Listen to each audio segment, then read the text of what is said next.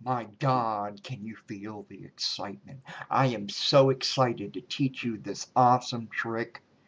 Something that is relatively easy. It might take you maybe, I don't know, a week of practice, maybe 15 minutes a day. It's something that most magicians wouldn't get pissed off about me. It's not really exposure by any means. This is what you're going to do. It's from an unmarked deck of cards, ungaffed. You mix them up.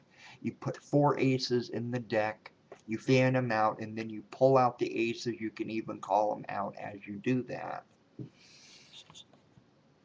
Okay, this is a bit difficult. This is something I don't always nail.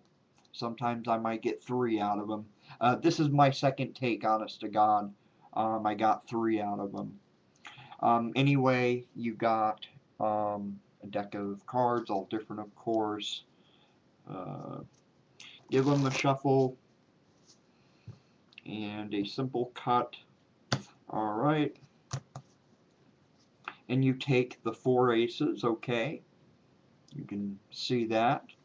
And you put them in the deck, and no, you are not counting them. Not that I could count that fast. But you want to try to space them out somewhat evenly, like I am doing. They are in different parts, and you can see that clearly. So you take the aces, okay, and you push them inside the deck like so. You take and then you fan out the cards just like that. Here is the ace of clubs. I'm going to try for the ace of hearts. Next would be spades, and next after that would be diamonds. Amazing, huh? No, I did not mix it up, but still I did not know exactly where they were. So it is a true mystery. Alright, this is how it's done. I'll demonstrate with one card. As you push it in, you angle jog it. See, this is what is called an out jog. An in jog would be if it was sticking out from the back. An angle jog is when it's angled. Okay, so as you push it in, you go like this, and then as you go in, you go like this. So it's in the deck like that. And your hands are kind of hiding that, and you spread the cards, and you know, if you notice, with the card deck, there is one card that is a little more this way, and it's not that one, but it's this one, okay?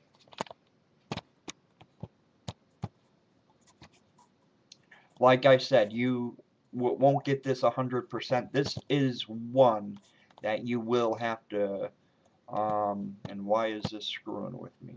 This is one that you will have to practice with. Um, but this is amazing. People will not want to play cards with you. I will do this with the aces face up. And as far as calling out the suit, you just know the order of what they are when you put them in. These here you mix up. And I'm going to put them in face up, and really you don't count as you do, you just put them in like so. You want to try to get them as evenly as you can, and you can see they are in different spots. Now what I do is as I push these in,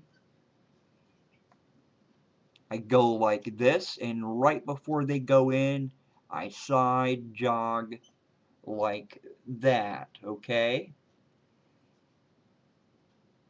I side jog like that. So that's the condition of the cards.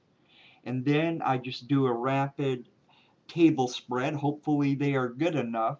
And I want you to really look at those aces and see how differently in the deck they are angled from the rest of the cards. You got clubs, hearts, spades, diamonds.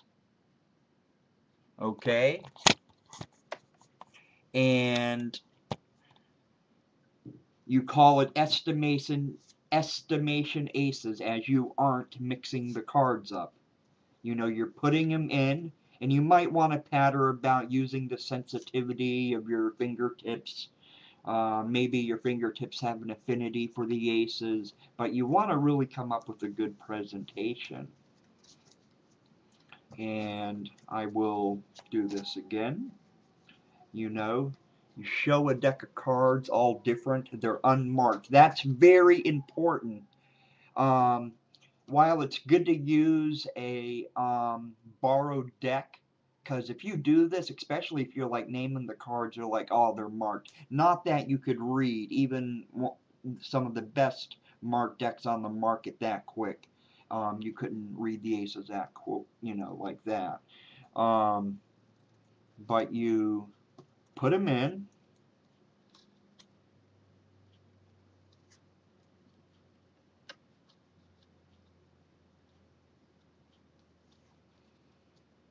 They are marked, but by position, not by what's printed on the back.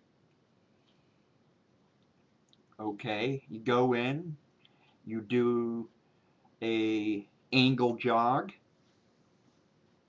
like so, and we got clubs, hearts, and as you do this, do not like mix around the other cards, because it's going to mess up the alignment. Spades and diamonds. Okay, do you get that? Now, this is kind of easy, but it is intermediate. You know, I do have some easy ones that I have done. Like I said, it does take a knack, because you got to time that just right. You can't do it slowly, then do it, then do like that. It has to be kind of one continuous motion and like that, okay? And that's called estimation aces, and that is one, especially if you have like poker buddies, that's one that will probably get you banned from games. I hope you enjoy it. All right, thank you. God bless. Card control.